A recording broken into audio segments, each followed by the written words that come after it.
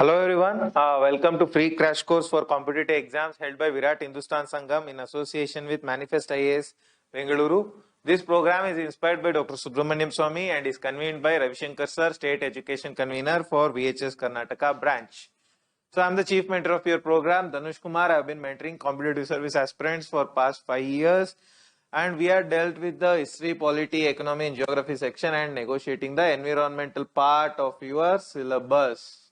Right, so you can watch this entire program online on the YouTube channel of Virat Hindustan Sangam. So here we have provided the link, and for any further queries, guidance, mentoring, if you want, you can join our Telegram channel, VHS Education Forum. It's a Telegram channel. We have provided the link for that also.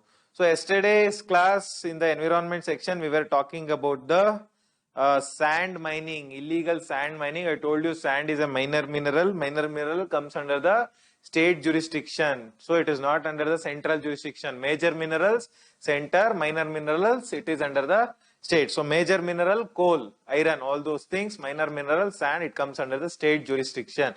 So because it is state jurisdiction, various governments, various states have formed various policies to regulate the sand mining, illegal sand mining. So we'll look into the policies, a few of them. So policies per se might not be asked, but though you must know about the policies, right? So policies about the sand mining. So first policy, so Kerala has formed a act with respect to illegal sand mining. The act was in 2001. So in Kerala, there are areas called Kadavu areas. Kadavu, K-A-D-A-V-U. There, sand mining is permitted based on taking licenses. So, who regulates this Kadavu? Kadavu areas are regulated by one committee called Kadavu Committee, right? So, where all do you find sand mining in the Kerala? Andre, that is Bhartapuzha river and your Periyar river. All these rivers you will find the sand mining, right? So that is with respect to Kerala. Tamil Nadu, they have a Tamil Nadu in there. There are two types of land. One is private patta lands and another is Parambok land. So in these two areas, even if you have a private land where sand is available, it is only the government which can extract. You cannot extract it directly. And one more thing, in Tamil Nadu, they have banned mechanized sand extraction. That is, you cannot use the machines to extract the sand. That has been banned in Tamil Nadu, right? What are the rivers? You have the Vagai river, you have Pennar river, you have the Kaveri river. Everywhere you will find sand mining. Then in Karnataka, so Karnataka, there is a policy called Karnataka Minor Mineral Concession Rules 2011. So there is a rule, and also Karnataka follows this coastal rules, the coastal zone regulation, CRZ, right? So according to that coastal area regulation, they have been regulating the sand mining. So in Karnataka, the Karnataka High Court has banned the mechanized sand extraction. That is, you cannot use machines to extract the sand in the Karnataka region. Then with respect to Karnataka, what are the rivers? That is Netravati, Hemavati, Kaveri, all these rivers, sand extraction can be found. Then coming to the Andhra Pradesh region, Andhra Pradesh, they have told only manual extraction, only manual and bullock carts can be used for extracting the sand. You cannot use the machines, right? So what are the rivers in Andhra Pradesh? You have the Godavari, Krishna, all the Vamsadhara, all these rivers you will find there. Then Maharashtra, so there is a policy in 2010. They say if you want to extract the sand, you have to take the permission of the local Gram Sabha, right? Gram Sabha, after taking the permission, you can extract the sand. And coming to the Uttar Pradesh, there is special mining squad, special sand mining squad, which is going to conduct raids in the illegal sand mining, sand extraction areas. So what can be done to, so this is all about the various policies of various states. What can be done to curb the sand mining, or what is the alternative? The first alternative, you have M sand.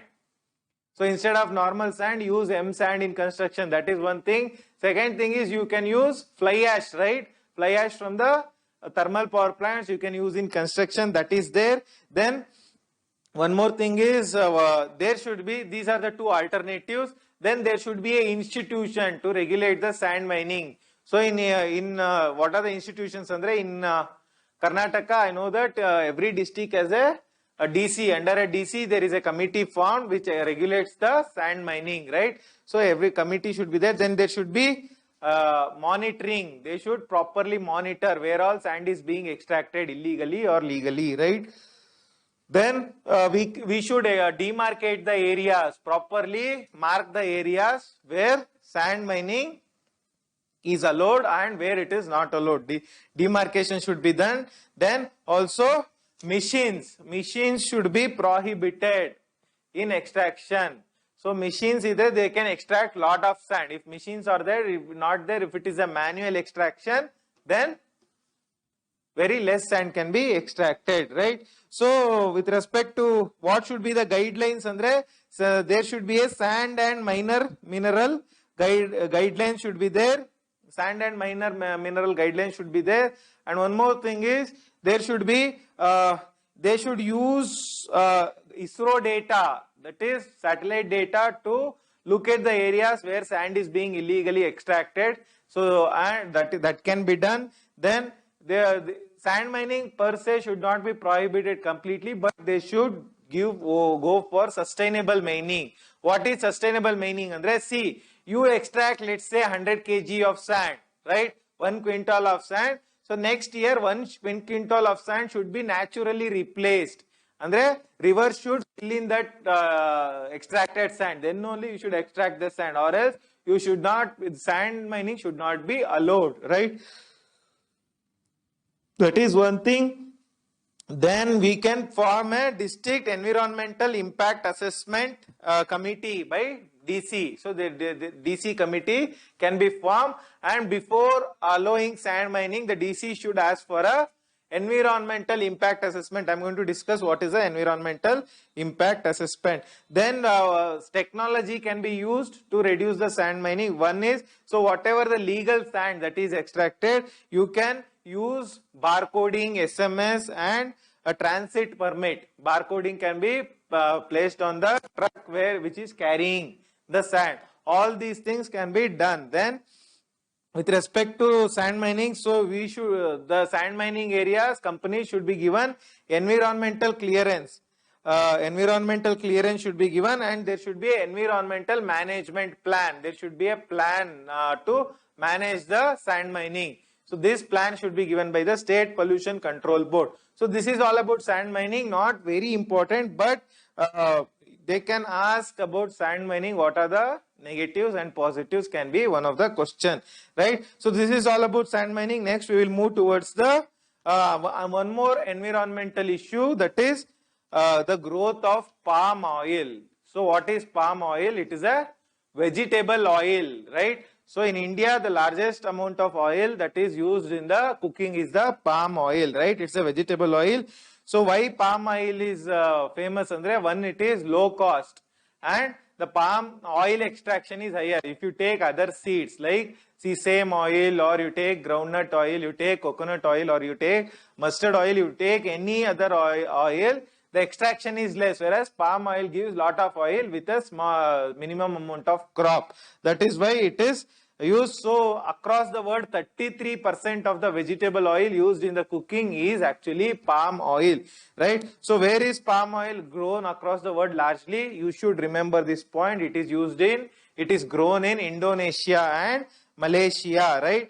So over the years, since population is increasing, lot of oil is being consumed by the people. So oil consumption has increased. So but there is one disadvantage of this palm oil. One is that it leads to deforestation. So palm oil gidan hakadike, they have cut other trees. So it leads to lot of deforestation. 4 million hectares has been destructed, right? And also this deforestation is carried out in the biodiversity rich areas where biodiversity is high. So when deforestation they carry out in those areas, what happens? The biodiversity decreases. That is there. Then it leads to greenhouse gas emissions. If you cut the trees, it leads to what? Greenhouse gas emission increases. So what are the uses? What are the uses of palm oil? Andre, one is food use. Food usually see 75% of the oil that is used is palm oil, and non-food use. So palm oil is also used in cosmetics and other things, the makeups and other items. Palm oil is used for making various products, right? So what is the environmental impact? So the environmental impact is, the first one is deforestation. It leads to a lot of deforestation. The classic example is Borneo. Borneo, it is a country. Where it is Borneo? Borneo is in Southeast Asia, right? Above Indonesia. So there, and also Indonesia, it has led to deforestation. So it has led to what? It has led to decreasing tiger numbers in those areas, and the destruction of rainforest. The rainforest in Indonesia has been destructed, right? Then biodiversity has reduced. One more environmental impact is biodiversity has been reduced. So there was one type of ape, just like chimpanzee and gorilla, one more type of ape called orangutan in Southeast Asia. Orangutan, you will find it in Southeast Asia. That earlier it was actually orangutan numbers were around 3 lakh. Now orangutan numbers have reduced to just 50,000 because of the palm oil construction, palm oil growing, right? So it leads to climate change, and it leads to acquiring of peatland. What is peatland? It is a, I have told you, it is a marshy area where it is include both the growing grass as well as water. It is a flooded area, right? So that captures lot of carbon. So when you acquire the peatland, what happens? Carbon emission will increase. You grow palm oil in peatland, it leads to lot of carbon emissions that is there. Then it leads to increased fertilizer and pesticide use. So India and palm oil, what is, how is it related? So India is the largest importer of palm oil in the world, right? So 74% of our oil imports is exclusively palm oil, right? So we produce just 0.2% of the world palm oil. So which is the state which produces lot of palm oil? And this fact is important. It is Andhra Pradesh. Andhra Pradesh produces the, see, palm oil is important. It will, they will ask you question, right? Orangutan, I will show you. It's a type of monkey. So this is a orangutan. You will find it in Southeast Asia. So that numbers from 3 lakh, it has reduced to 50,000 because of the palm oil extraction, right? Palm oil increase.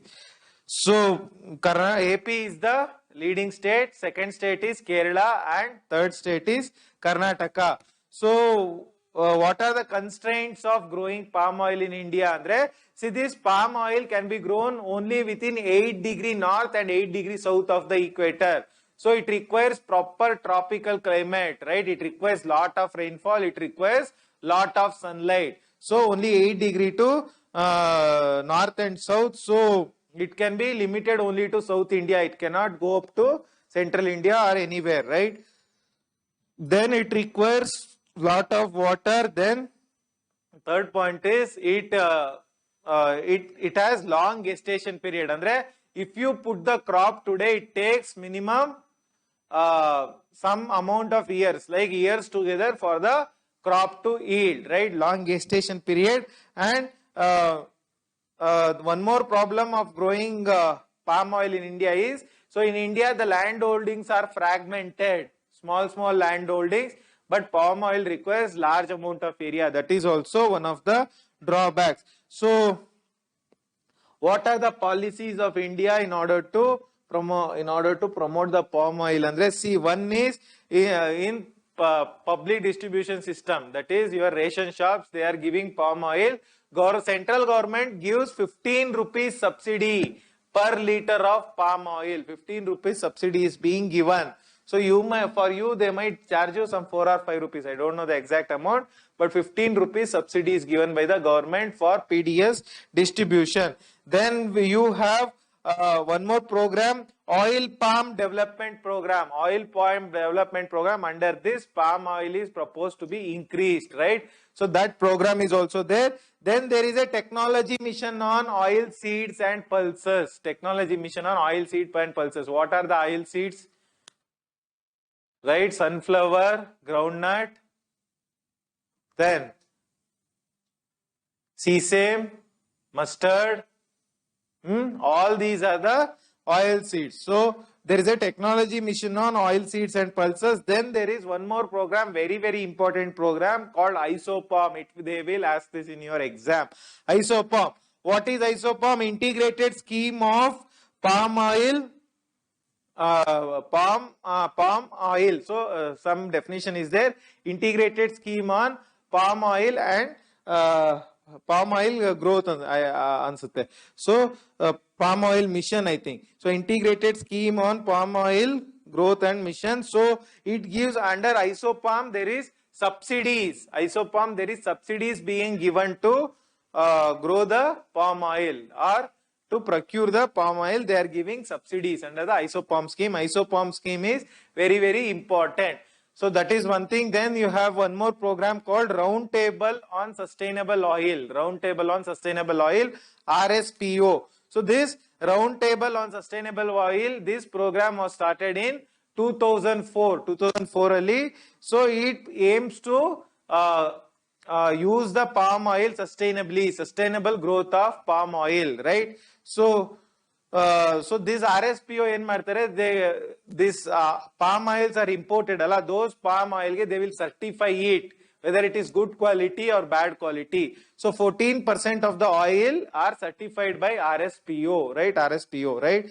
So it has 8 principles. So if you have to get your oil certified by RSPO, your oil should satisfy 8 principles. Then only it will be certified as a what? Certified as a RSPO certified palm oil. So this is all about the palm oil. Palm oil, you just remember the ISOPALM technology mission on the oil seeds and pulses. So these programs, it is very, very important. They might ask, recently they have been asking in UPSC also, where palm oil can be grown. It is only in the South Indian region.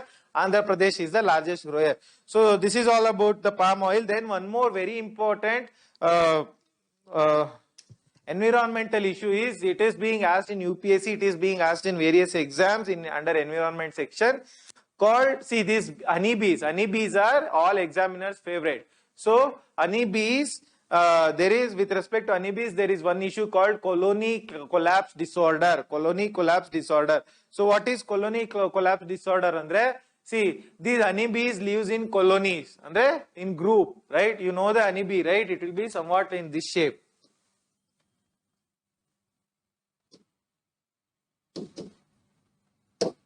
So it will be in somewhat in this shape, or a tree or something, right? So this entire honeybee, if the colony collapses and dies, so that is colony collapse disorder. So these honeybees are pollinators. What is pollinators? They take the pollen grains and drop it somewhere else so that the plants will grow, right? So it is a symbiotic relationship. Andre, see, these bees go and extract the nectar from the flowers, and in turn they to their legs they will stick the pollen grains, and when they fly they will drop the pollen grains somewhere else so that that plant grows there. So it increases the biodiversity. So more and more diversity increases. So not only honeybees, the pollinators are butterflies, birds, all these are the pollinators. So with respect to colony collapse, this loss of adult bee population, andre adult fully grown population rapidly dies, right? So when all the adult population dies, what happens? See, what they will store honey in this sacks, honey sacks. right? So the honey will remain their food, honey is their food, that will remain, all the adult population dies. So only see when they, in the honey bees, so there are two types of bees. One is queen bee, there is only one queen bee, which is it is just like a king. So other bees are called worker bees. So the queen bee doesn't do any work, it just sits and relaxes, right? Whereas the worker bees goes and does all the hard work and gathers the nectar and builds the honeybee. So these worker bees, when this worker bee dies because of various reasons, it is called the colony collapse disorder. So this colony collapse disorder is also called as spring dwindle or May disease.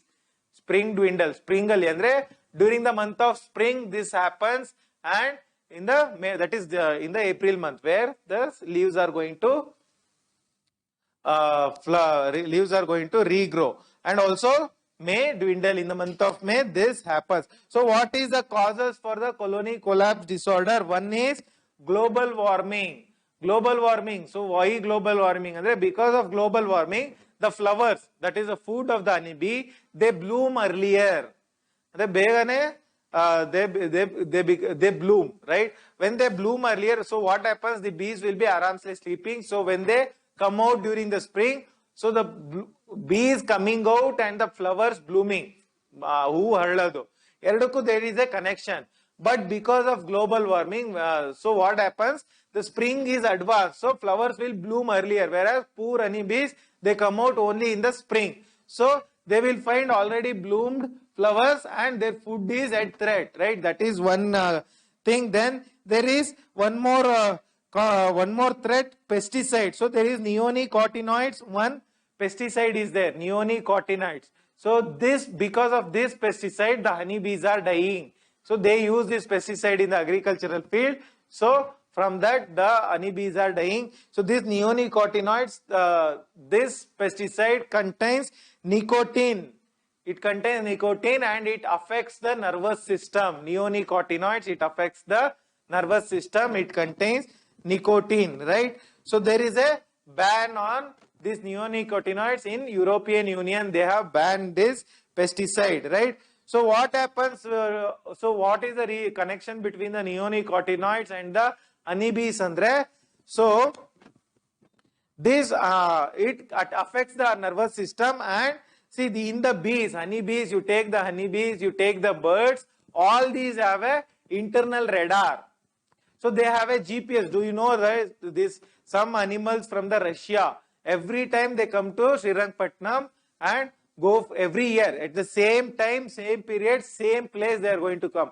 So how do they? So we humans going from Vijayanagar to MG Road, we need maps, right? Whereas how do the birds know that they have to come to the same place exactly at the same time? They have an internal GPS, radar, right? So based on the magnetic field of the earth, they have an internal GPS.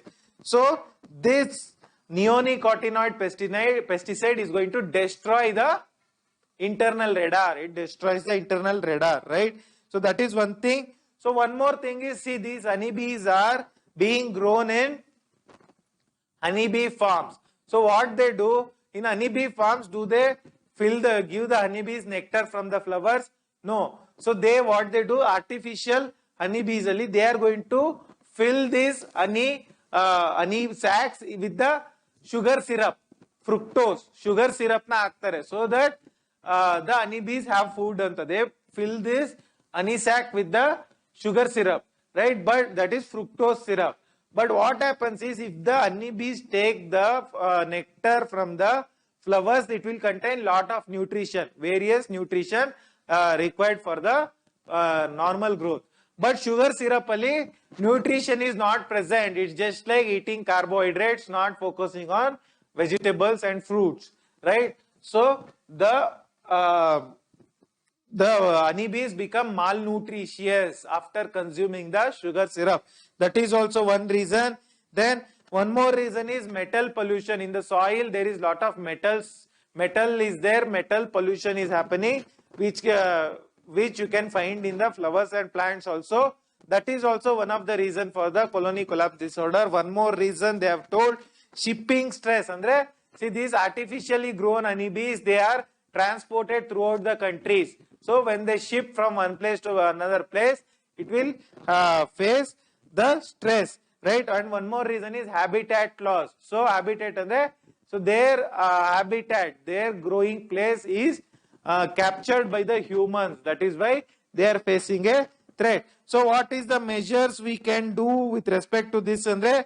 First is that culprit pesticide should be stopped, right? That is one thing. Then there should be proper research how honeybees can be protected. That can be done.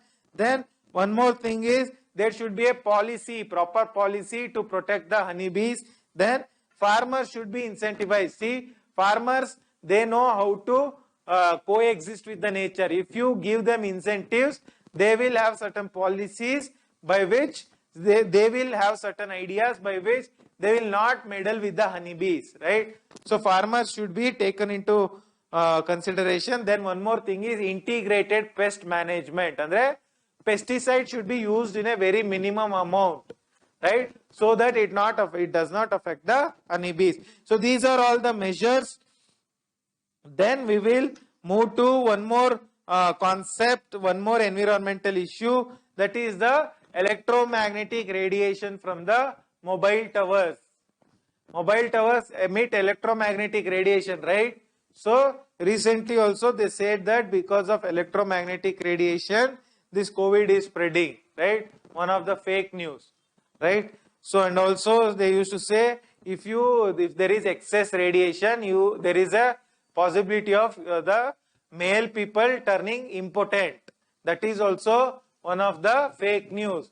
So there are a lot of fake news with respect to electromagnetic radiation.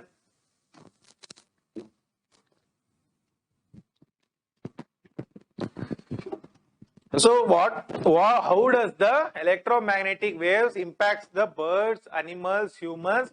We will look into that. See, when you take the birds, when you pick up the birds, see, birds have small surface area or large surface area.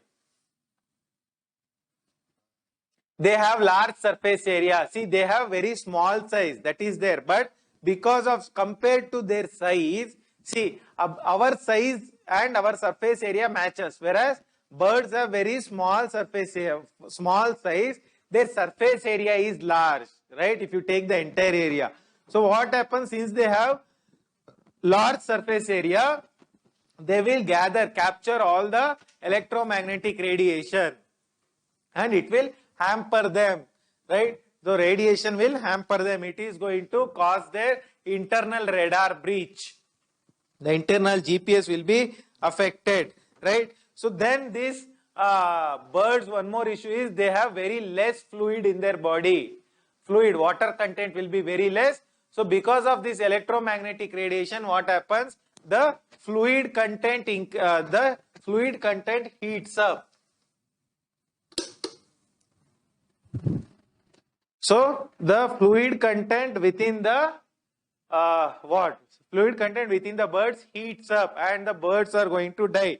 That is one thing. Then it affects the navigation, and one more thing is these birds are going to crash with the electromagnetic radiation towers. That is mobile towers, they are going to crash against them, right? So and die. So all these are the effects. Then what are the effects on the humans? So one is it induces changes in the human cells. Within the human cells, there can be certain changes, right? That is one thing. Then it might lead to psychological changes because of the radiation. It might affect our psychology. Then it might affect the temperature, body temperature distribution, right? The body temperature might increase. Then it might affect the nervous system of humans. So nerves can be damaged. Then it can, last but not the least, it might affect the DNA. Human DNA might be affected, right? So all these are the effects, adverse effects on the humans. So what are the measures with respect to protecting the electromagnetic radiation, Andre?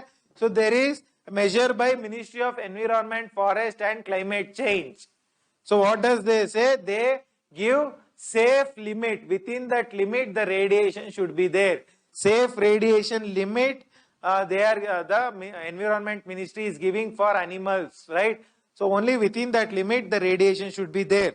Then the government is monitoring and auditing. The government should not, it is not doing it, it should audit this mobile towers, and they should be monitored. How much radiation is there, should be spot checks, right? They should go and check how much radiation this tower is emitting. If it is excess, that company should be fined, right? That is one thing. Then one more thing is they should carry out environmental impact assessment, and before a project is being started, before a mobile tower is being installed, they should carry out how much does this affect the environment, right? That measure can also be done. Then Department of Telecommunication has given certain guidelines. What are the guidelines? They say that there should be proper spacing between the mobile towers. It should not be congested. There should be proper spacing, there should be there. Then they say that there should be GIS mapping. Where all the towers are there, it should be mapped so that we have proper data, so that it is easy for monitoring. That is there. Then the DOT, Department of Telecommunication, has also given standard limit.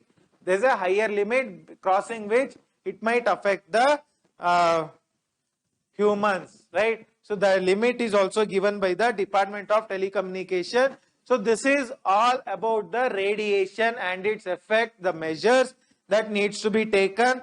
Then we will talk about the genetically engineered trees or artificial trees. So they are not exactly artificial trees, they are genetically engineered. Andre, there is a normal tree, that normal tree, some genes are tweaked so that we get the desired result. So what is the benefit of this genetically engineered? So you know, right, what is genetically engineered?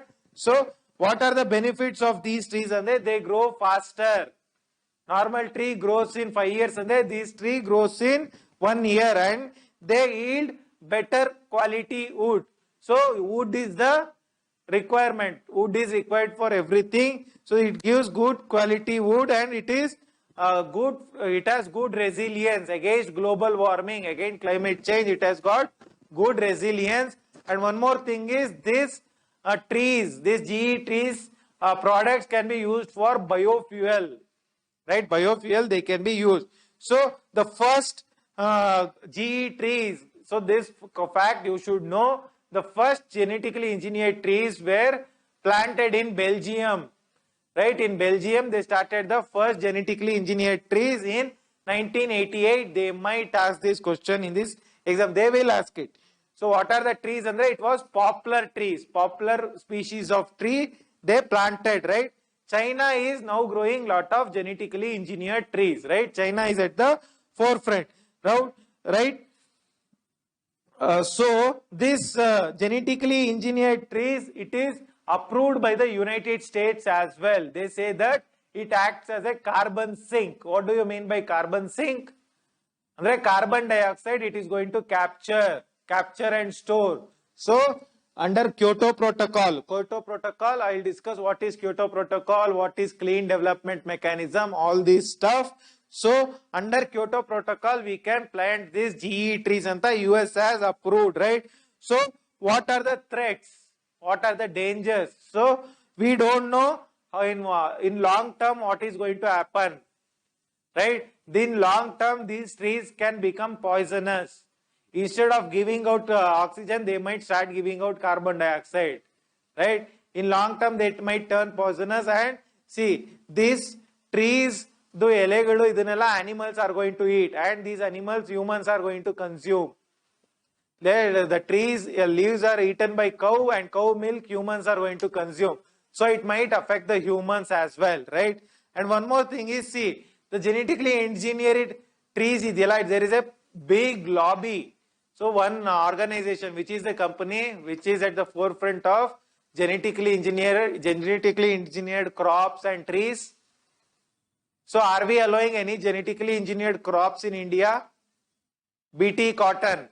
Is BT brinjal allowed? BT brinjal is not allowed. BT mustard, that is biotechnology mustard, is trying to be allowed, right? So all these other stuff.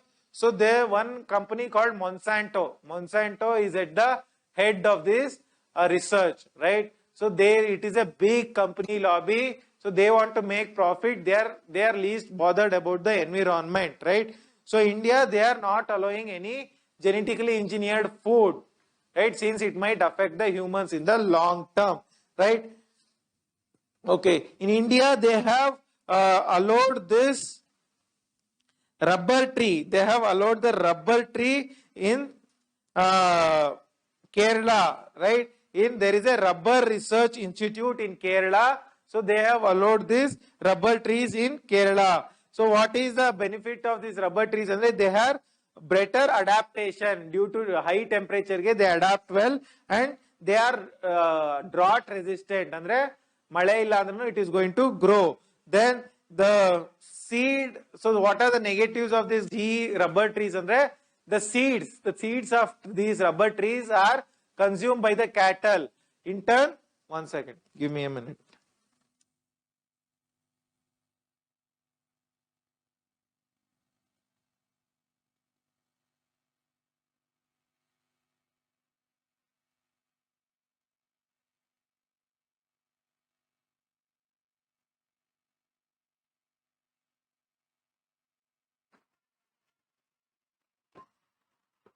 So this seed of these rubber trees, it is consumed by the cattle. Cattle is going to consume the seed and it might turn poisonous for the cattle, right? Then you have this, if you plant the genetically engineered rubber trees, it might lead to monoculture. What is monoculture? Huh? Only single trees grown in the vast area. It is a threat to biodiversity. Biodiversity might decrease. So this is all about the genetically engineered trees. Next, we will talk about the one more issue called dolphin captivity. So they are trying to have dolphinariums. Andre dolphin for the use of, you know, right, in the Western countries, Dubai and all, they have dolphin parks, right, where they go and watch the dolphins, right? So they are trying to have similar parks in India, but it is banned, right? So why it is banned? Andre, see, it is against the animal ethics. So these dolphins are very intelligent animals, so they don't get adapted to the changed environment easily, so they will die. So earlier so before they tried this, they tried to build a dolphinarium in Chennai and 2 dolphins were imported. Both of them died within 6 months. So that is why the Ministry of Ministry of Environment has banned the dolphinariums, right? State governments are not allowed, right? So what is this dolphin? Which species does it belong to? These dolphins, sharks, all these belong to one species called cetaceans, Cetaceans, right? So they are very intelligent animals, right? So this Central Zoo Authority has given a circular saying that these dolphins are non-human persons. Andre, they are persons, but non-human persons. They have their own rights. So you cannot have dolphinariums in India. Anta. So in India you have, so do we have any indigenous dolphins? India dale, do we have any dolphins? Gangetic dolphin is one, Irrawaddy dolphin that is found in Myanmar, and you have Indus water dolphin that you will find in Pakistan, right? In India you find exclusively Gangetic water dolphin and snub-fin dolphin. Snub-fin dolphin. What is the speciality of Gangetic water dolphin? It is national aquatic animal, which is the national bird of India, peacock, right? Just like that, national aquatic animal is Gangetic river water dolphin. The speciality of this dolphin, andre, they are blind. They don't have eyes. Andre, eyes idru, they cannot see. They are blind animals, right? So this is one. Then one more issue is this shark fin issue or environmental issue. So what is shark fin issue, andre? See, there is an industry of shark fin soup. out of the shark, the fin, shark fins, you know, right? Fins, what do you mean by fins, right? So shark fin in the soup ಮಾಡ್ತಾರೆ in China and everywhere. Because of this, what they do, they are going to cut the fins of shark and throw the shark to dry in the ocean. So that is why it has been banned. And sharks are animals under Schedule 1 of Wildlife Protection Act 1972. You have a Wildlife Protection Act 1972 under which sharks are protected. The Schedule 1. So India has 40 to 60 species of sharks. It has 40 to 60 species, right? So they have banned the shark fin extraction. So if there is a boat in which shark fins are found, that boat owner will be sent to jail, right? That is there. That is one more issue. So these are basically the various environmental issue, minor and major. Major is the sand mining and all the Himalayan ecosystem. Minor is all the shark, dolphin, all those things. So what is the bad effect of total environment degradation? Andre, World Bank says that because of environmental degradation, we are losing 3.7 billion rupees per year. 3.7 billion rupees we are losing because of environmental degradation. So which is approximately 1.7% of our GDP. We are losing 1.7% of GDP because of the environment degradation, and it is also causing various health effects on humans, birds, animals, all these things. So these are the various environmental issues. Now we are going to move towards one very important concept called new topic, important concept, environmental impact assessment. So we have environmental impact assessment rules 2020. 2020 new rules was brought in, and this was asked in UPSC exam mains. UPSC, the last mains I wrote. So this question was asked, environmental impact assessment rules 2020. Earlier rules was in 2016. So new rules is in 20. So not in 2016. I think in 2005 or 2006. So we'll look into that. So what is environmental impact assessment? So you need to have a broad idea. Suppose there is a forest or an agricultural field and they want to build an industry there, right? So that industry need to carry out environment impact assessment. Means what?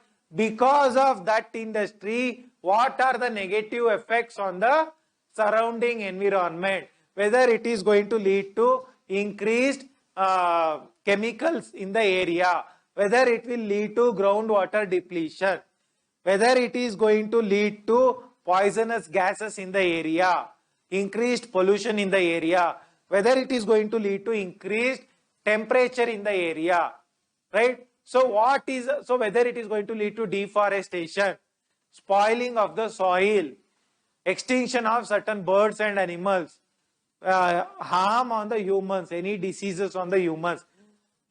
So all these things,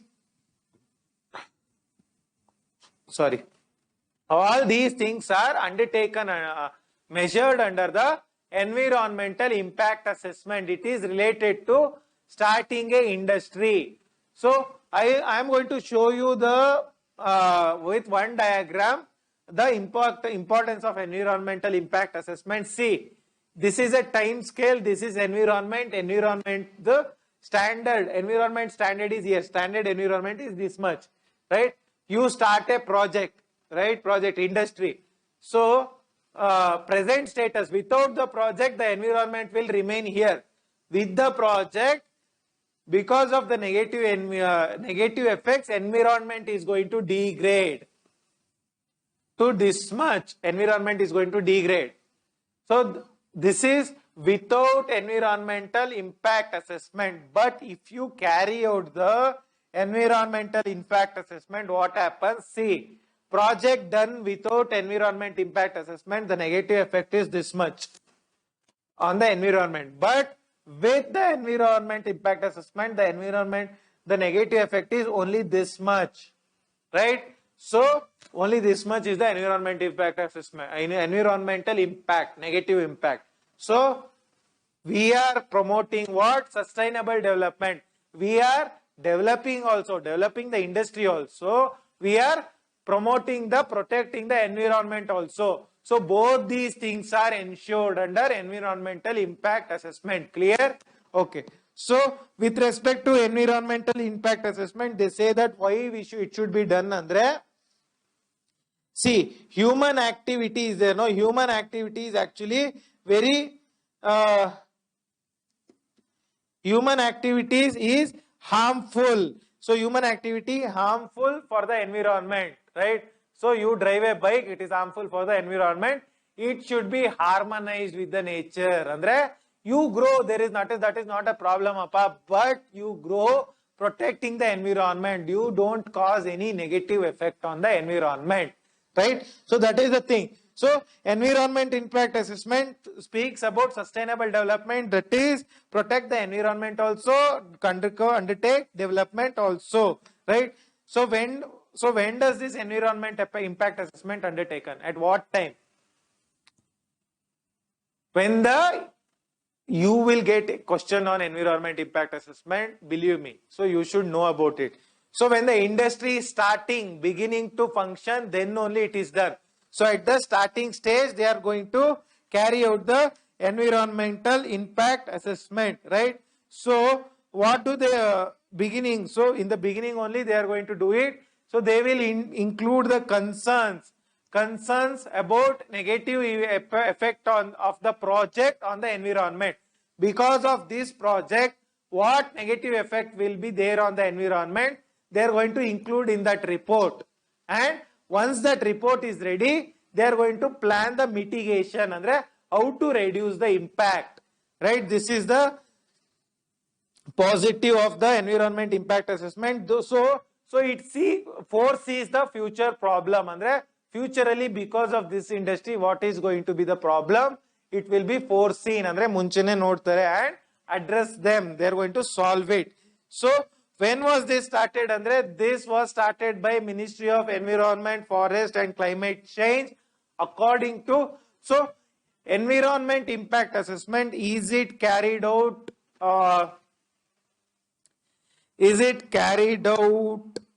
based on, so is it statutory? Is it a law backing it? Yes, you do have a law, that is the Environmental Protection Act 1986. EPA, Environment Protect. So why was EPA 1986 formed? What was the reason? See, all environmental legislations in India, what do you mean by environmental legislation? That is a law related to environment. So you have, so when was the environmental legislation started in India? 1972 you have Wildlife Protection Act, then you have Water Act, or 1974 Water Cess Act, 1982 Water Air Protection Act, all the, why 1972 only? There was UN Conference on Sustainable Human Development 1972, also called Stockholm Conference 1972. So that is why Madam Indira Gandhi gives all these environment acts in 1972. That is about 1972. Why 1986 Environment Protection Act? Any specific incident? 1985 you have Bhopal gas tragedy. 1985. So a lot of people die. So EPA starts in 1986, and also Public Liability Act 1992. Then 1989 Harmful Substances Transportation Act, that is there. Then one more Chemical Act comes in 1996. All this is linked to the Bhopal gas tragedy, right? So this environment impact assessment, it is carried out according to the Environmental Protection Act 1986, right? So this entire process started actually in 1976 only, but later on concretized in 1986 Act. So what is the process? How environmental impact process is carried out? So there are many processes. So first process. So these process names are important. So they are going to ask, what is this? Is it under EIA? It might be asked in your basic exams also. So you have first process called screening. Screening of a project. Screening means what? So you go to airport or any place, they are going to now keep the temperature, check the temperature. That is screening. So screening means once a new project comes, they are going to check whether this project is having any negative environmental impact. So is there a need for environmental clearance? That is the screening process. Environment, project. See, you are building a solar power plant. Do you need environmental clearance? No. You are building a chemical factory. Do you need environmental clearance? Yes. So that is determined in the screening process. First step. Then you have scoping. Then you have the second step is scoping. Scoping andre they are going to give certain terms of reference. Terms of reference andre eno? They are going to give what should be the air quality, what should be the water quality, how does the water is impacted, how air is impacted, what should be the soil quality, how much people should be employed, so how much people will be affected. All these terms of reference will be given. That is the second process called scoping. Then they are going to, the third stage is baseline data determination. Baseline data, what do you mean by that? What are the present environmental indicators? What is the moisture in India? What is the moisture at that place? What is the rainfall at that place? What is the temperature of that place? What is the pressure of that place? Right? So, what is the soil moisture content of that place? How many trees are there? That are the present, what is the condition, that is baseline data. Then you have the second step is impact prediction. Impact baseline data. Next step is impact prediction. How this project is going to impact. How it is going to impact water in the surrounding area. How it impacts the air. How it impacts the noise in the area. How it impacts the land in the area. Animals in the area.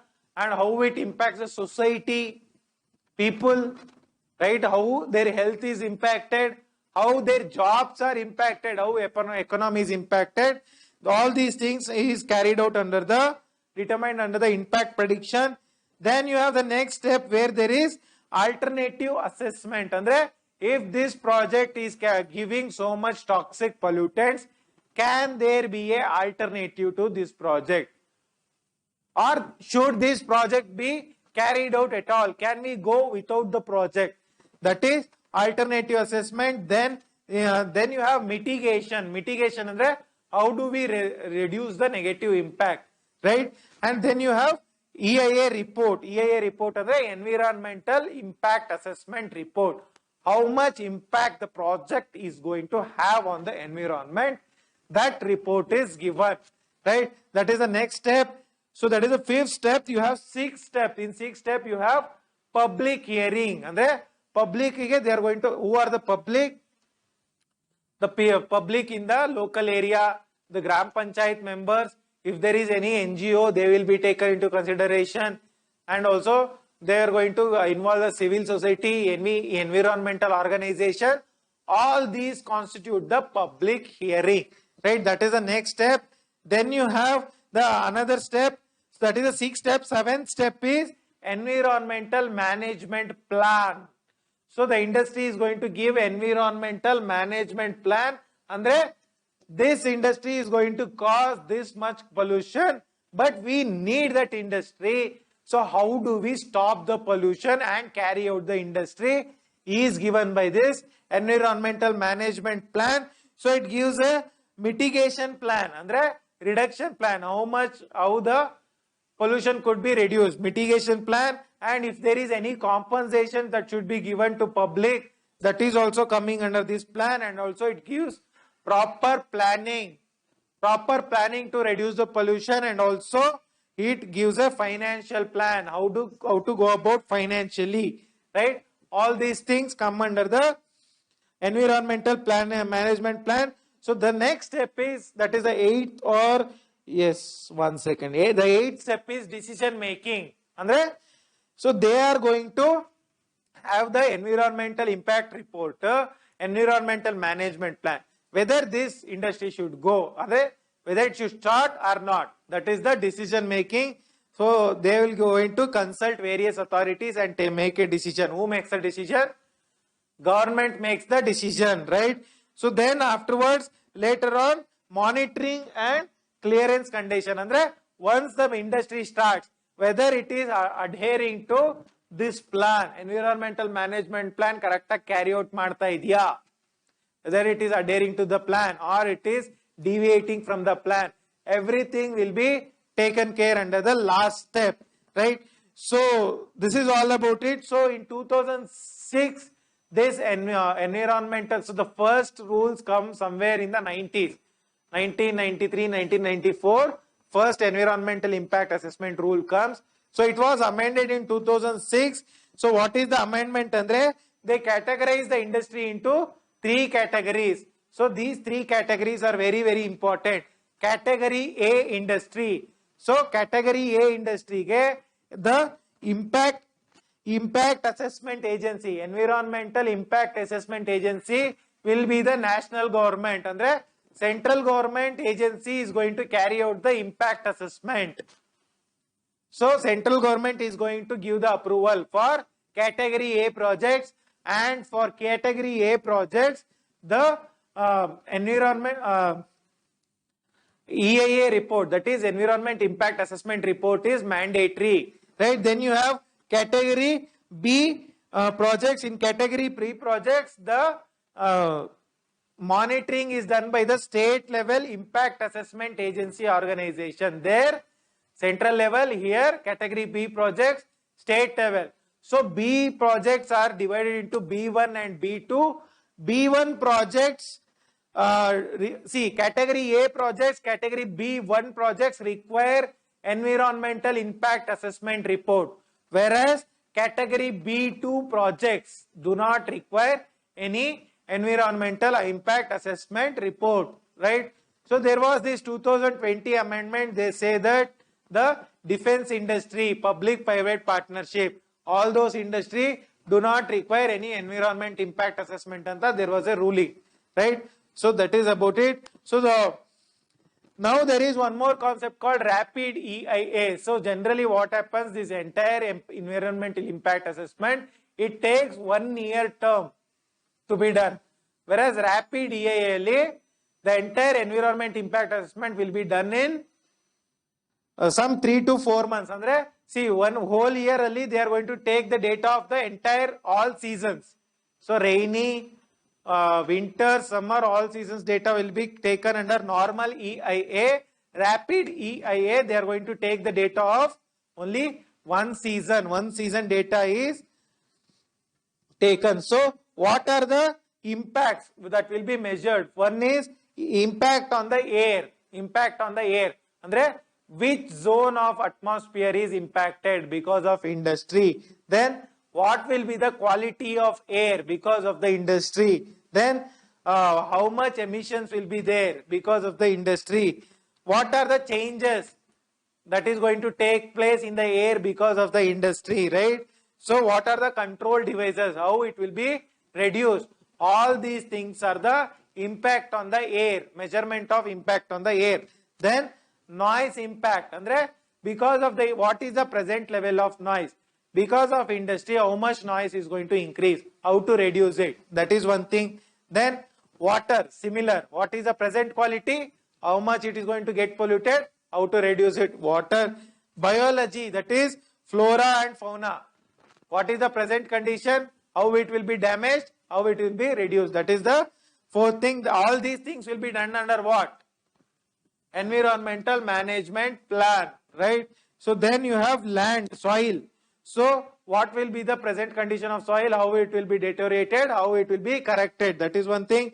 Then socio-economic impact, andre, society mele, economy mele, how it will be impacted, how to correct it. Then risk assessment. Risk assessment is, risk assessment also comes under this, andre, So you know, right, this in Andhra Pradesh, you had this, what was that industry? LG Polymers. What was that gas? Stearine gas. Stearine gas was released and a lot of people died. So when was it? 2020. So after the first COVID lockdown, right? So they say that under risk assessment, whether that particular industry will have any hazard, will it give rise to any hazard? So if there is any hazard, how do we tackle the disaster? So should there be a disaster management plan, just like the environment management plan? All these things are measured, right? So then we will talk about environmental management plan, that is EMP. So what does it include? It includes the mitigation measures, andre reduction measures, then compliance measures, andre the government is going to give the standards that you should emit only this much carbon dioxide. Whether the industry is adhering to that, that will be taken into account. Then implementation measure, andre whatever is there in the environmental management plan, whether it is being implemented correctly. All these things comes under the environmental management plan. So then you have initial project description. Initial project description, andre so what do? They look into the location of the area. Andre initial project description alli first concept is location. So they are not going to give approval for industry to be built in agriculture land, proper agriculture land, and in green belt forest area they are not going to give approval. So they say that they also not going to give approval from in the estuary region, floodplains, all these area.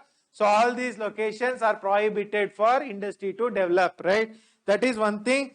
So then we will talk about the public hearing. Public hearing is, see, who does the public hearing for the environmental impact assessment?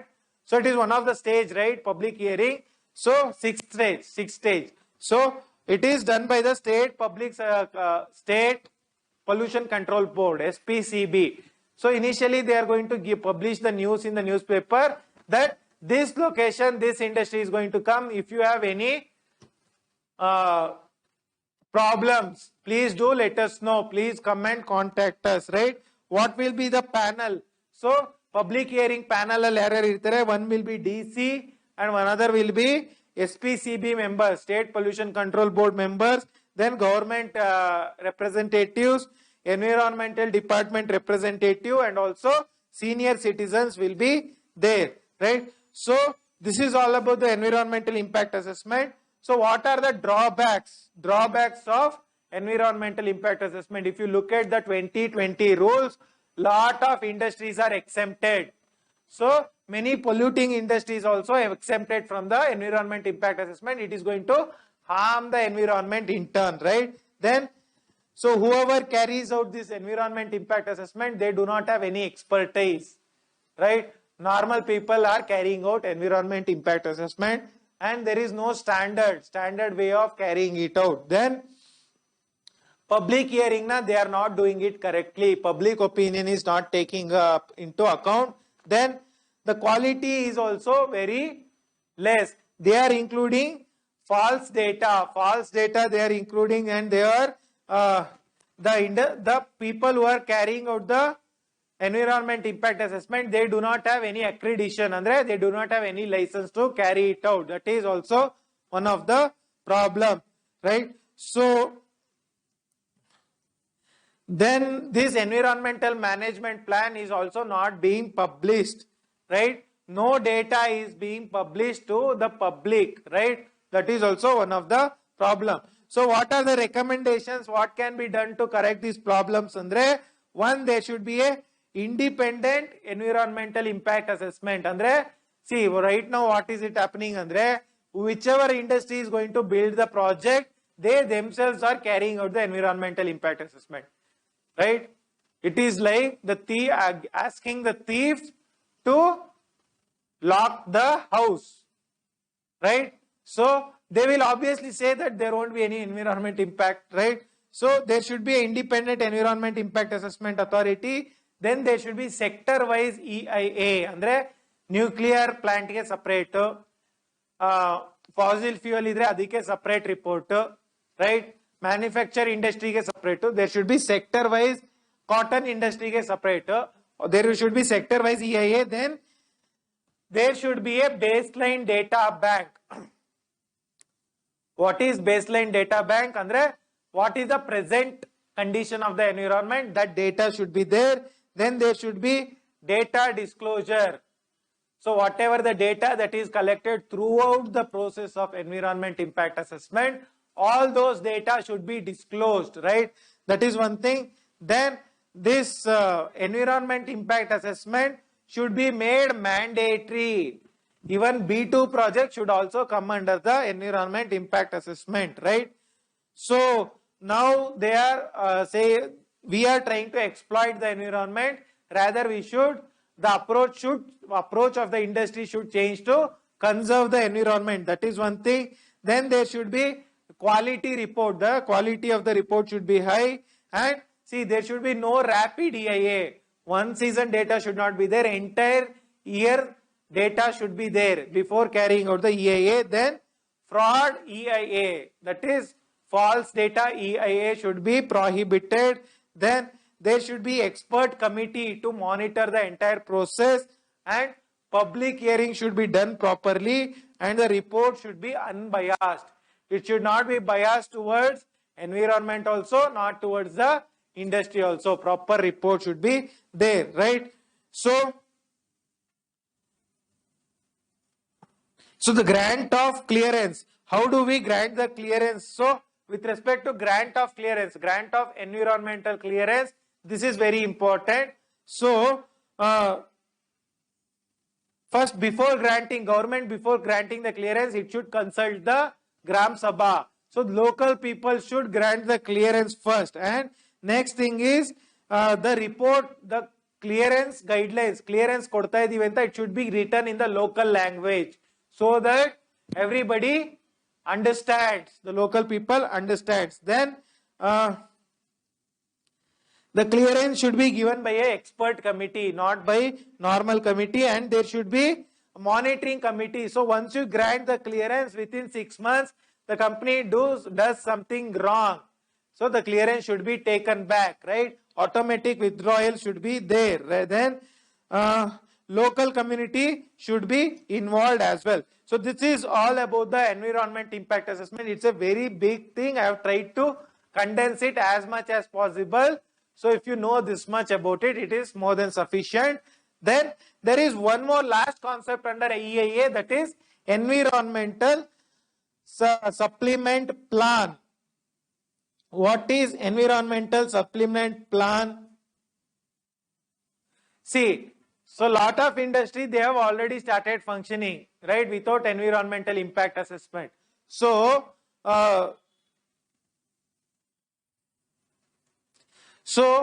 this later on, if you so once you start the industry without taking environmental clearance, right?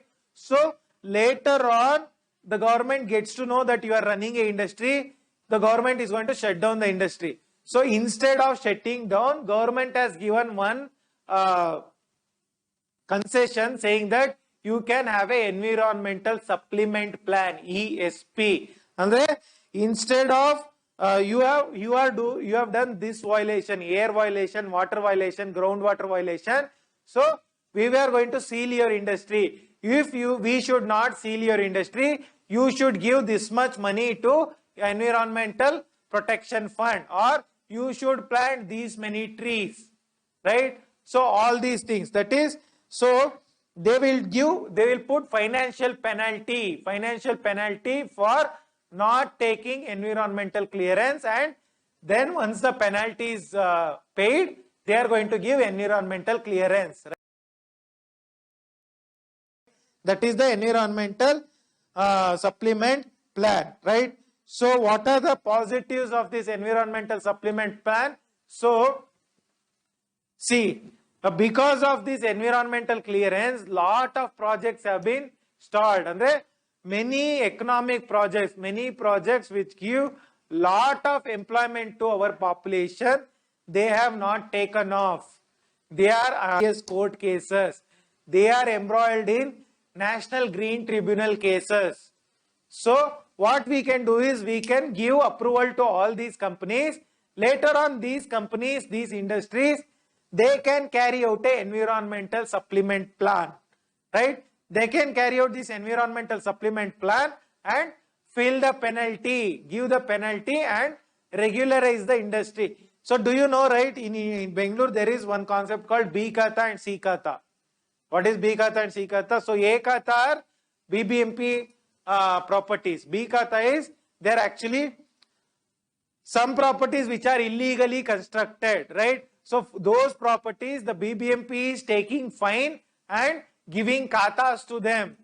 So those properties which are without kata, so they are giving being given kata by paying fines. The people are going to pay the fine and get their property regularized. So it is called as regularization. Similarly, industry can also get themselves regularized by paying fine for not taking environmental clearance. So what are the negatives of this? So negative enandre, every industry will start functioning, not taking environmental clearance. Later they are going to give some fine or give some corrupt bribe and close the case. That is one thing, right? So it is going to defeat the purpose of environmental protection, right? Environmental protection is not going to happen, and there are 41% of cases with National Green Tribunal. When was National Green Tribunal started? Louder. 2010. It's a statutory body, right? So it includes both environmental experts as well as the judges, government appointees as well as judges, right? So it has more than 15 members, I believe. Where is the seat of it? Where is it headquartered? National Green Tribunal? New Delhi, right? Okay. So there 41% of the cases are related to this environmental clearance and environmental impact assessment, right? So this will see what happens. We have a principle called polluter pays principle. Polluter pays. But what happens if you have environmental supplement plan? What will happen, Andre? You pay and pollute. Instead of polluter pays, you pay first and you are allowed to pollute. That principle will come into picture, right? So this is all about the environmental supplement plan. Last one concept I am going to discuss. This is very, very important. Directly asked in your exam. So there is a portal. They are going to ask you, what is this portal? So there is a portal called Parivesh portal. Parivesh. There is a portal called Parivesh portal. What is this Parivesh portal? So it is a single window integrated environmental management system.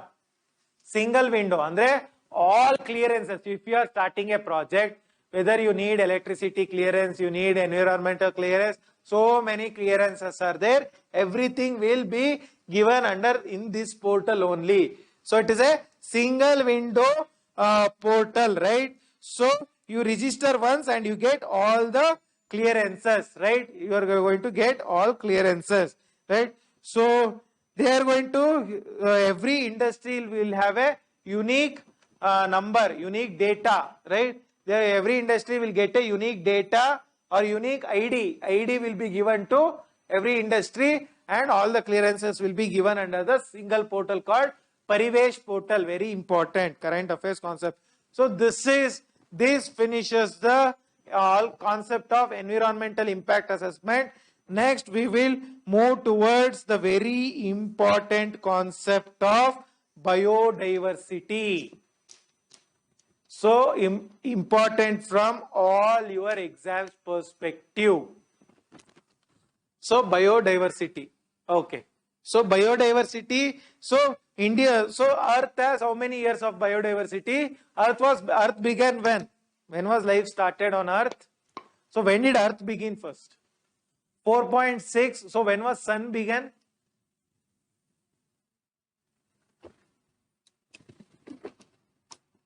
Tell me the age of universe at least. 13.5 billion years ago, universe started, right? So I am also not sure. So Earth began 4.6 billion years ago. So I am going to check out what is the age of sun. Sun, I am not sure. Age of sun.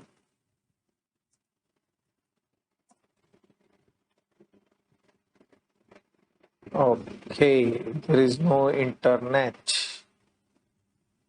Fine.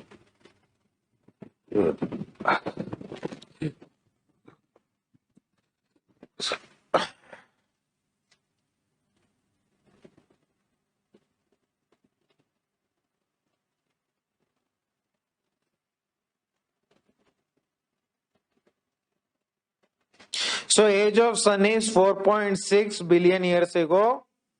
Age of earth is also 4.6 billion years ago. So both have same age. Age of universe is 13.8 billion years ago. You should know all this. Age of moon. Moon is also 4.5 billion years ago. Similarly, earth, moon, sun, similar. So when did life begin? I think it is 3.9 billion years ago. Life began on earth. So that is, 3.5 billion years ago, life began on earth. So approximately from 3.5 billion years ago, there have been continuous evolution of life on earth. Lot of species which were there on earth, they have died. Lot of species have evolved, right? So there is continuous evolution. So according to Darwin's theory of survival of the fittest. So the fittest species are surviving and the weak species are dying, right? So they say that more than 99% of the species on earth, they have gone extinct. So whatever the 99% of species that ever walked upon the earth, they are now extinct. But today, even today we have lot of species. So even today we don't have proper data of the amount of species on earth, right? Still today the research is being carried out on the variety of plants, animals, fishes, birds, insects, all those things, right? So what is the meaning of biodiversity? So Rio Summit, the year, Rio Summit year, Earth Summit year, 1992, Rio Summit says that the variability among the living organisms is the biodiversity. So this is the definition given by the Rio Summit. So next we will talk about the levels of biodiversity. How many levels are there? So the first level is genetic diversity. So what is genetic diversity? So if you take me and you, so we have different genes, different DNA. So though we are the same species, we are humans. Our genes are different. That is genetic diversity. So where does this genetic diversity helps? It helps in adaptation. Andre, what do you mean by adaptation? So you know this, these Negroes are adapted to high temperature. Whereas if you take the people from the polar region, they are adapted to cold, right? So this genetic diversity helps us to adapt to various climates, right? And also it helps to, so when we adapt, what happens? We will survive. If we don't adapt, we will perish, right? So it helps in survival. That is the first level of diversity. The next level of diversity is species diversity. So what is species diversity? The variety of organisms, that is the cats, dogs, humans, animals, insects, mosquitoes, so many things, so many species are there. That is species diversity, that is the variety of organisms. So do the species interbreed? Does interbreeding happen among the species? Yes, sir. Does cat and dog interbreed? That is what I am asking here. They don't interbreed. So in species there is no interbreeding. So many species are closely related. So do you know this fact? What is the amount of difference between humans and chimpanzees? DNA level difference. How much percentage of DNA matches between humans and chimpanzees? Any wild guess? 98.4% of genes or DNA of chimpanzee and humans are same. That is why we find humans doing all the nonsense things, just like chimpanzees. Okay. Sometimes chimpanzees are more intelligent than humans. Yeah, yes, because we are spoiling the environment. Chimpanzees know how to protect the environment, right? So, what is species diversity? Andre, the definition is the ratio of one species population to total number of organisms. Andre, let's say there are 100 organisms. What is the ratio of one species? Let's say there are 10 humans and 100 total organisms. So, the ratio species is 10%, right? So the ratio of one species population to total number of organisms is the species diversity. This is the definition. So if there is zero diversity, or if the species diversity is zero, what does it mean? It means infinite diversity. If the ratio, that is the ratio of one species population to overall organism, if that ratio is zero, it means there are infinite number of species. If that ratio is 1, it means there is only one species on earth. So this is about the species diversity. Then we will talk about one more type of diversity, very important, called ecosystem diversity. So what is ecosystem? Ecosystem, I have told you, it contains animals and plants and their interaction with the environment. That is the definition of the ecosystem, right? So ecosystem diversity is also called as community diversity. So ecosystem diversity depends on the habitat. Every ecosystem has different type of habitat. So you have grassland ecosystem, desert ecosystem, wetland ecosystem, right? Tropical ecosystem, coral ecosystem. Everything has their own habitat, right? So from one ecosystem to other ecosystem, what is the difference? So what differentiates one ecosystem to other ecosystem? What is the factor? Yes, it is climate which is going to differentiate one ecosystem to other ecosystem.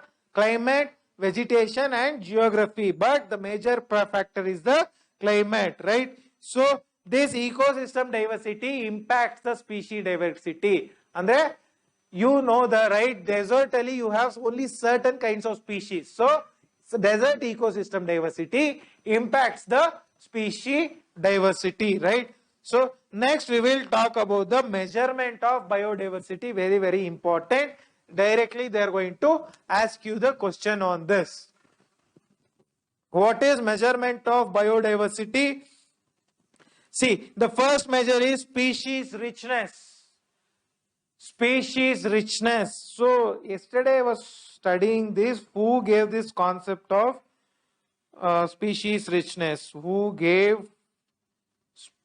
concept of species richness? I forgot the name. I'm going to tell you now. Species richness.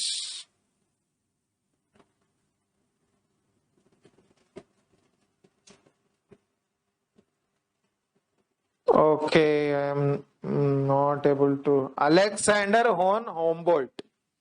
Alexander von Humboldt. Alexander von Humboldt. Humboldt is the person who gave this concept of species richness. So what do you mean by species richness? So there is a community, there is a ecosystem. How many number of species are there in that ecosystem is the species richness. As simple as that. How do we measure that? So we measure the species richness by 3 factors. One is alpha diversity, next is beta diversity and gamma diversity. What is alpha diversity? So it takes a particular area or ecosystem. First it takes a particular area or ecosystem. In that area, within that area, how many number of species are there within that area? That is alpha diversity. Then you have beta diversity. So what is beta diversity? It is a comparison of diversity between two ecosystems. See, alpha diversity speaks about only one ecosystem. Beta diversity says that it takes two or more ecosystems and compares the diversity between the ecosystems. That is beta diversity. Andre, from one ecosystem to next ecosystem, what is the change? What is the amount of change? That is beta diversity. Then you have one more concept called gamma diversity. So what is gamma diversity? That is the entire diversity in a region. If you take the Indian region, Indian subcontinent, measure of the overall diversity, the entire diversity of the Indian region is called as gamma diversity. Alpha within an ecosystem, beta between the ecosystems, gamma entire region diversity. Next we will talk about one more concept called species evenness. Species evenness. I am going to check who gave this concept also. Out of curiosity, you should have curiosity, yeah, because without curiosity we are just dead. You should develop curiosity about everything.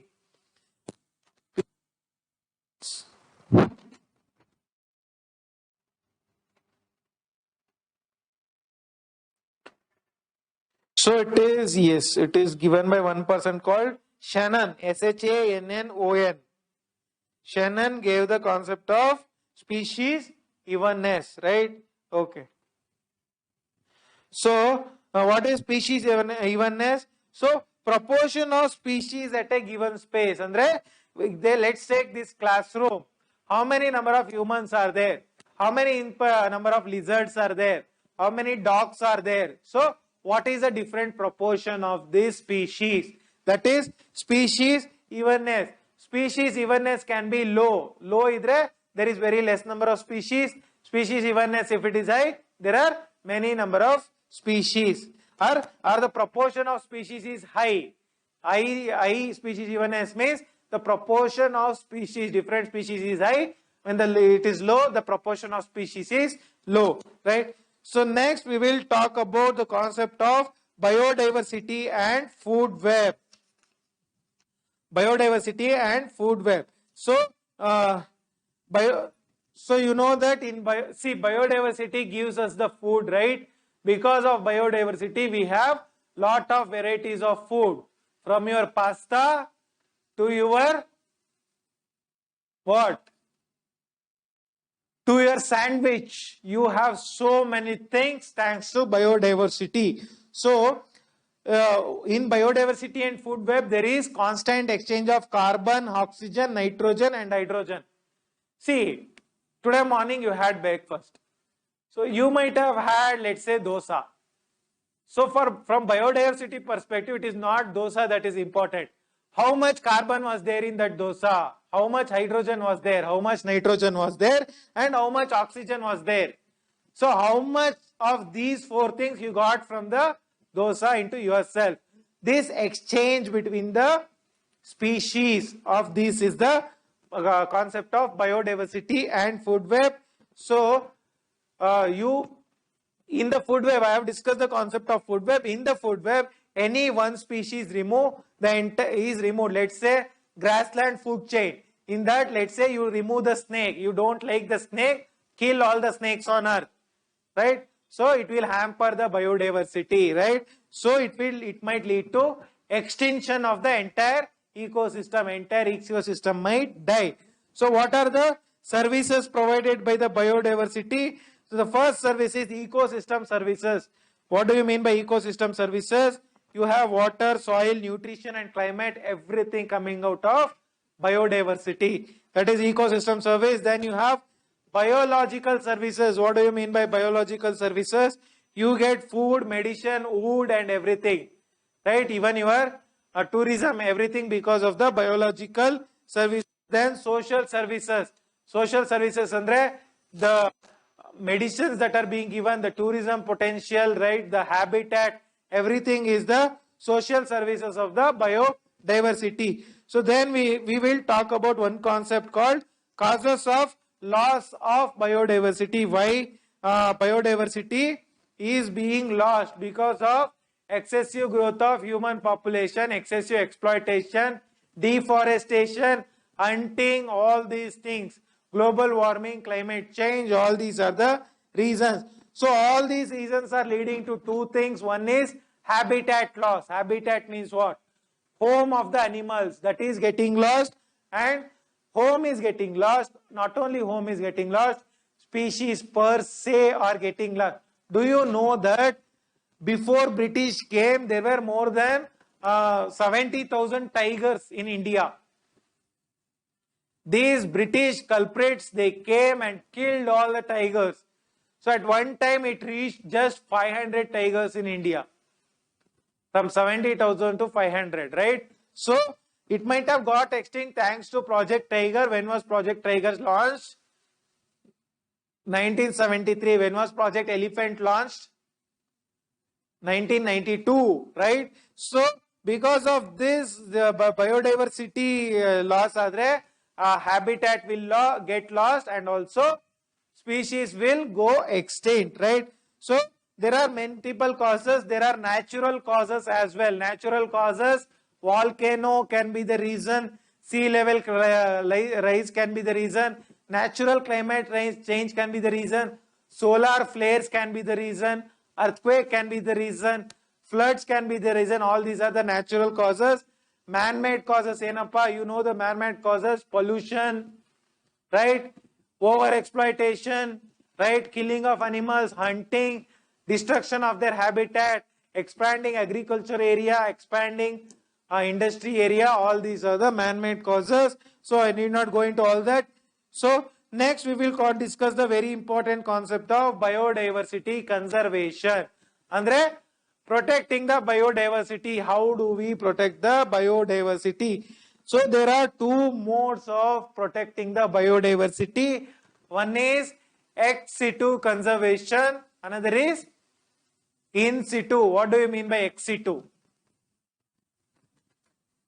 These are very basic concepts here. You should know, because in your question paper directly they won't ask what is ex situ.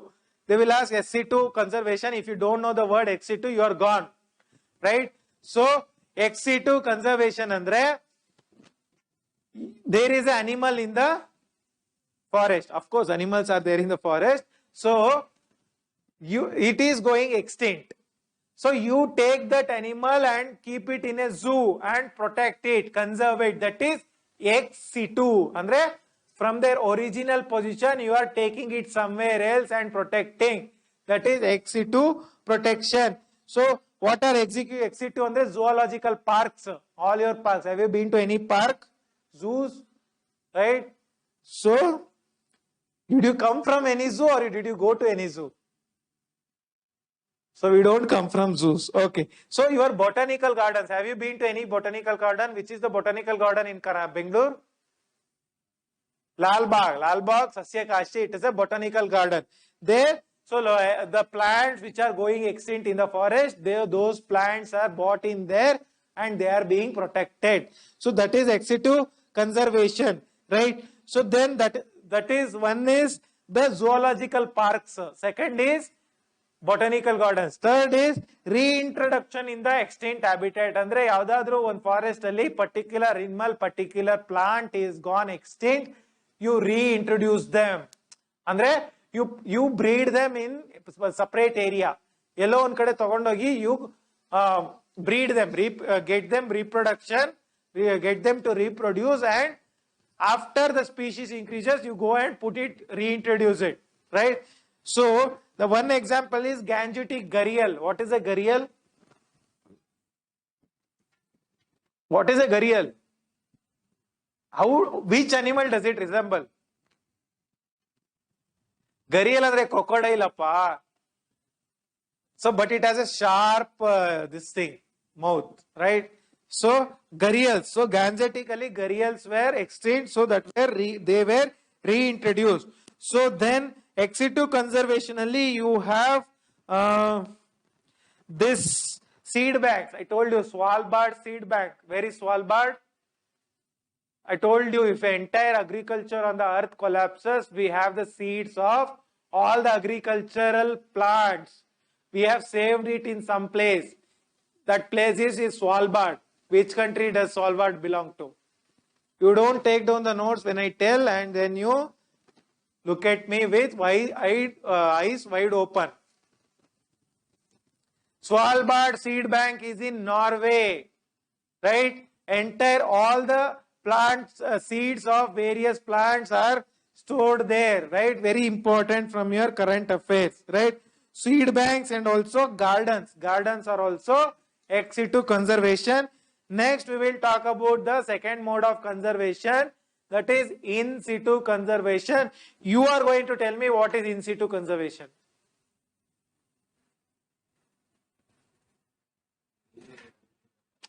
Exactly, where the plant and animal is there only you conserve it. That is in situ conservation, that is protection in the natural habitat itself. So what are the various types of protection? All your national parks, biosphere reserves, wildlife sanctuaries, reserve forest and protected forest. All these things are in situ conservation. I am going to tell the difference between all these things. What is a reserve forest, protected forest, wildlife sanctuary, biosphere reserve in upcoming sections of our class, right? So, which is a famous national park in Karnataka? Nagarhole, Bandipur, even Bannerghatta is also a national park, right? Okay. So, what are the constraints in biodiversity conservation? Andre, biodiversity conserve madbekare, what are the challenges? One is, who cares about biodiversity? Everybody wants to make money. So, biodiversity conservation is of low priority. Then, everybody wants to exploit the biodiversity. So, nobody is bothered about it. That is one thing. Then, nobody knows how to protect the biodiversity. So, there is lack of knowledge. So, one person got Padma Shri from President of India recently. One Kannadiga, old woman. She is a tribal woman. So, what is her name? Tulsi Gowda, because she is known for biodiversity conservation, right? Who all got Padma Shri? One more person got. Arkal Ajaba. He had built some school, right, in Mangalore. So, Padma Shri, Tulsi Gowda, who else? Manjama Jogati, because she's a transgender woman. She heads the Janapada Loka, Kannada Janapada Loka, right? So we should salute these people here. They are not behind money. They are behind a cause, right? Okay. So let it be there. So that is one thing. We don't have knowledge about the conservation of the biodiversity and also urbanization. Because of urbanization, biodiversity is getting lost. You know this in Pune. Every year the leopards are going to... Do we have any cheetah in India? Do we have cheetah? So what is the difference between cheetah and leopard?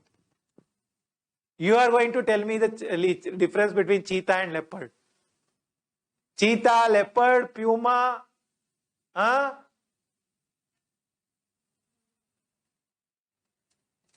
See, the best way to identify cheetah and leopard, Andre, see, let's say, I'm going to draw a cheetah. Okay, a bad cheetah this is. Okay, let's say this is a cheetah, right? On cheetah, you will find dots, black dots. This is cheetah. Whereas, let's say we are going to have a leopard. Okay, very bad leopard this is. So, let's say this is a leopard. On leopard, you will have circles, black circles, right? So, this is the difference. You don't find any cheetah. All the cheetahs in India were hunted out. We don't have any cheetah now. Whereas whatever we have is leopard. So one more, this is one difference.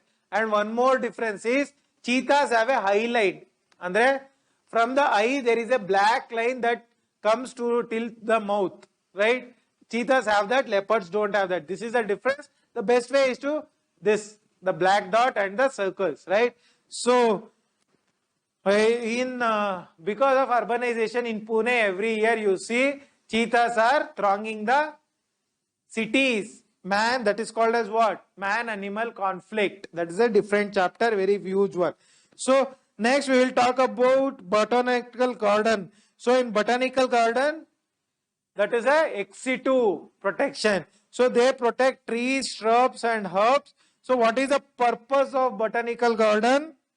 One is research and development. Research and development is the first purpose. Then growth of the plants and plants is the second objective. Then studying the taxonomy. Taxonomy means what? Variety. Variety of plants and animals. Studying is the next thing. Then the fourth objective is studying of exotic species. What do you mean? I am going to erase this because I feel bad about my diagrams. Okay, so studying the exotic species. Exotic species andre those species which are not native. Andre see, I should not give this example, but it is funny. Let me give. So you have any Chinese person coming in Bangalore. You can call him you can differentiate him, right? So he's an exotic species. Andre he's of course he's a human. He's not a species. He belongs to the same species, but he's different from different place. Similarly, some different plant or animal comes to the native area. It is a exotic species, and that is the fourth objective. Fifth objective is germplasm collection. Germplasm. What do you mean by germplasm? It is so if you it is just like a gene in a human. If you collect that, you can have the plant grow, right? That is one thing. Then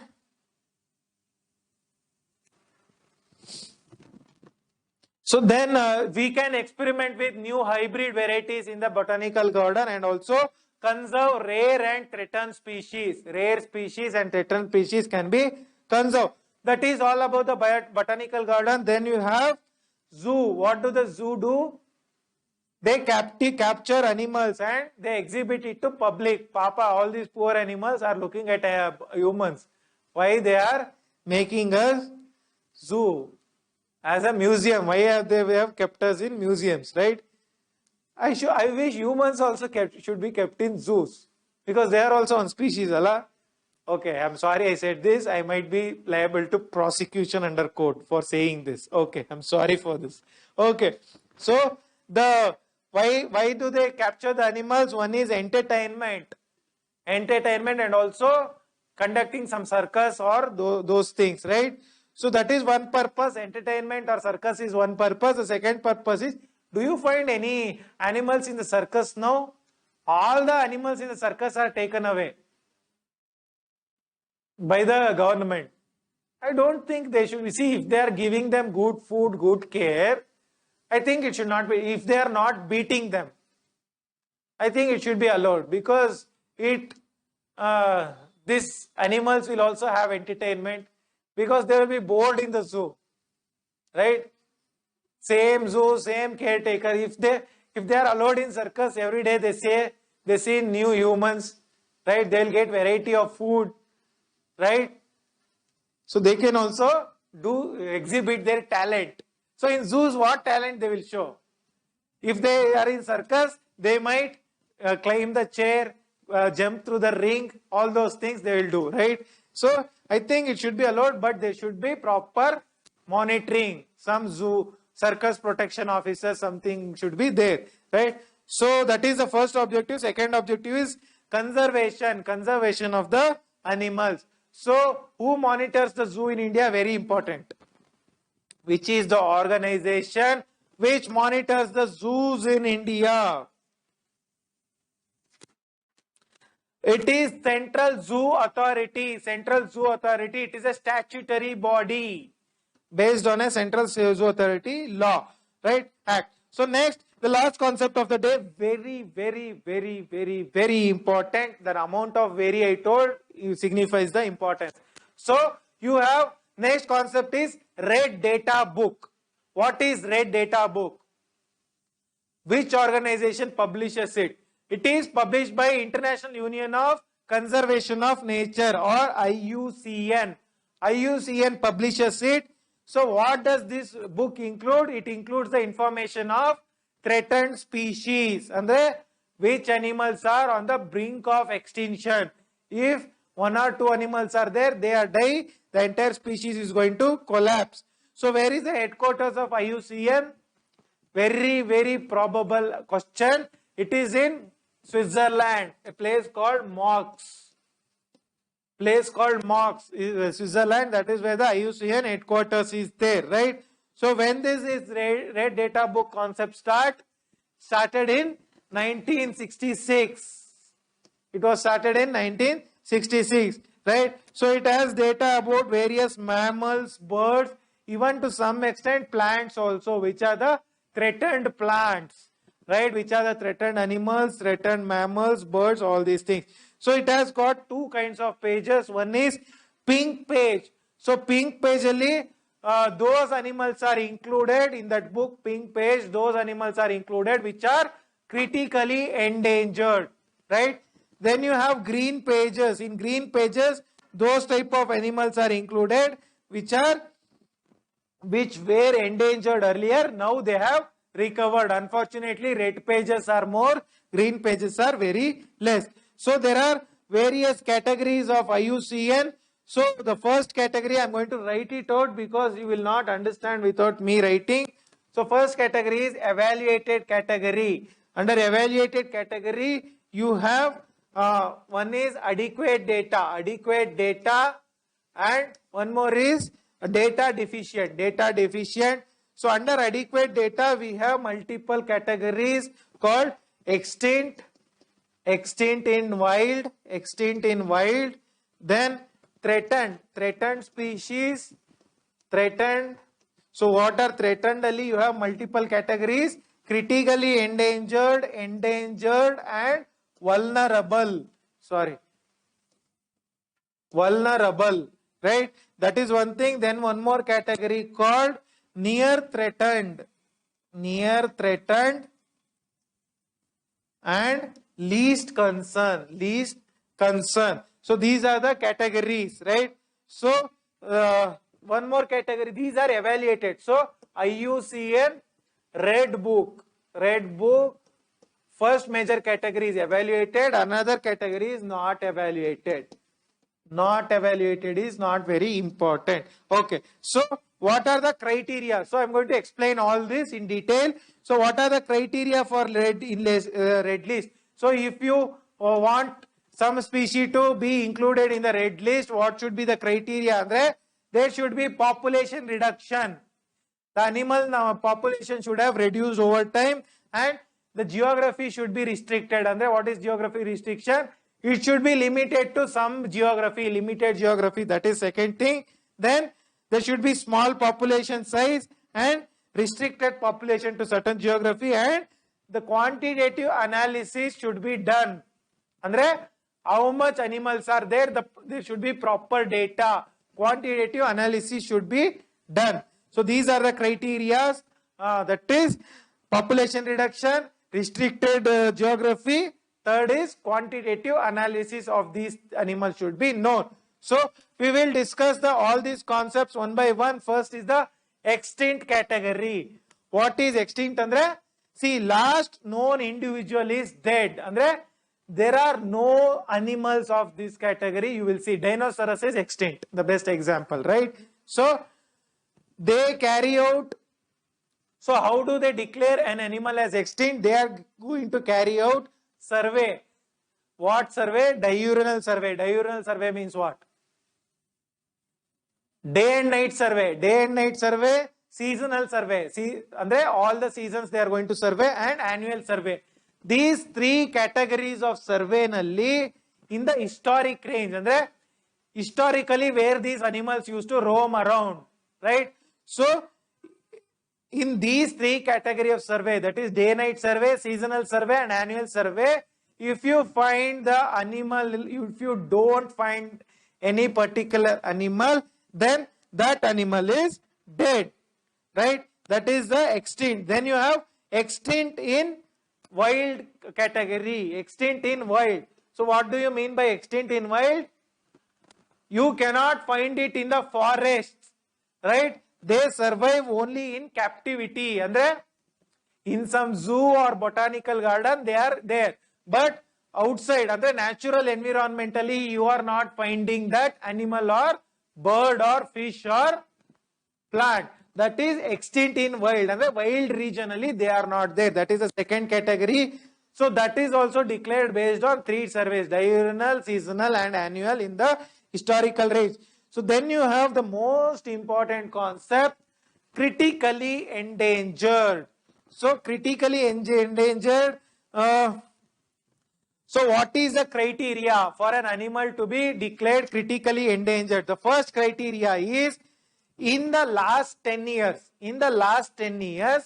more than 90% of the animals of that particular species should have been dead. Andre 90% reduction in the population, 90% reduction in the population in the past 10 years, right? And today, at present, the number of that animal should be less than 50. That is the second criteria. Third criteria is probability of extinction.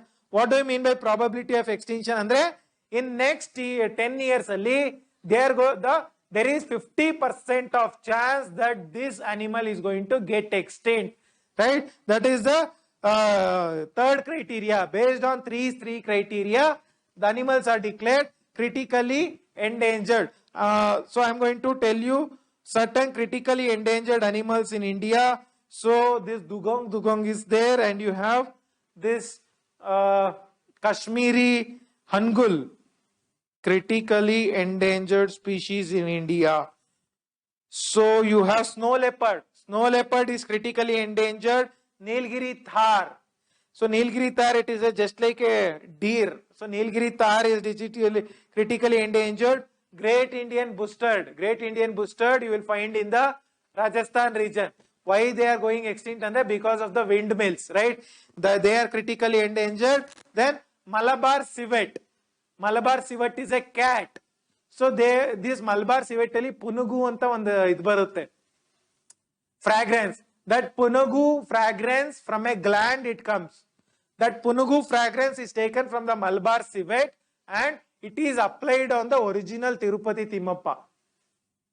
This cat ali one fragrance barutappa, ontara liquid barutte, that is applied on Tirupati Timmappa, that is punugu. So that is also critically endangered. Andre, so what are critically endangered? Andre, extremely high risk of extinction in wild.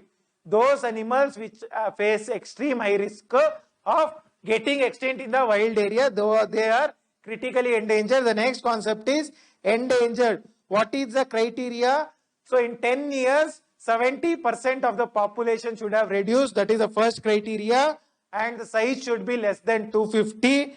At present, less than 250 number should be there. And extinction probability. So in 25 years, 20%, there is a probability of 20% chance that in 20 years these species are going to get extinct. That is endangered. 20 years ali, 25 years ali, 20% chance is there that this animal is going to get extinct. That is the thing. So these animals, endangered animals, face high risk. That faces very high risk.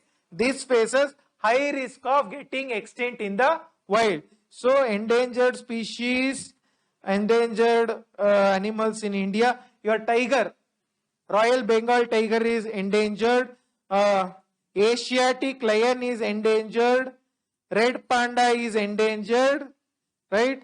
So your tiger is endangered. Even the blue snow gorilla is also endangered. In India, this much is endangered. Asiatic lion, tiger, red panda, all these things, right? So then you have vulnerable species. What is the criteria for being declared as vulnerable? Andre, in 10 years, last 10 years, 50% reduction in population. Present size is less than 10,000 and extinction probability in 100 years, there is 10% chance that this animal is going to get extinct, right? So they also face a medium risk of extinction in the wild. So this is the main categories. Then the next category is near threatened category. What is near threatened? Andre, they are close to getting threatened. So this is a threatened category alvenappa. So near threatened andre they are close to getting to vulnerable category. So they, what are near threatened andre, they do not belong to this. They are not critically endangered and vulnerable, but can be threatened in near future. In futurely they can be threatened, right? That is one thing. Then you have least concern category. Least concern, you need not worry about this. Do you worry about the crows? Right? They are so abundant. So you can even kill the crow. They are declared vermin. The rats and crows you can kill actually. Government will not take any action. Right? But don't go and kill crow. Why? Let them also live. So least concern are the animals which are very abundant. There is lot of these animals. Then you have one more category called data deficient. So data deficient andre, we do not have data about this animal. We do not have any data. So that is data deficient animals. That is, there is no information about this animal. Then the last category is not evaluated. Andre, we have not evaluated this species at all. Who will evaluate the dogs? They are so high in number, right? So that is the not evaluated category. So this is all about the this is all about the biodiversity. In tomorrow's class, we will, in the next class, we will discuss India's biodiversity, all those things, very important. So I'm going to end the class here. If you have any doubts, any suggestions, any feedback, any guidance you need, you reach us on our Telegram channel, VHS Education Forum, right? So please take good care of your health. Please make good use of the classes, both freshers and veterans. We are always there to support you. Until then, take care. Jai Hind. Namaste.